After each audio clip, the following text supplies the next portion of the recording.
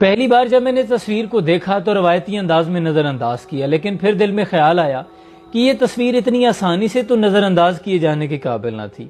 چند روپے کمانے والا یہ مفلوق الحال بچہ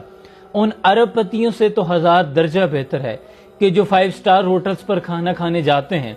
تو ان کے بھوکے ملازمین منہ کو دوسری جانب کیے ان کے مٹکے جیسے پیٹ بھرنے کا انتظار کرتے ہیں، اور اس دوران ان کے پکوانوں سے اٹھنے والی اشتہا انگیز خوشبوئیں ان کے کمر سے لگے پیٹوں پر ستم ڈھاتی ہیں۔ اور یہ بچہ ان جاگیرداروں سے بھی ہزار درجہ بہتر ہے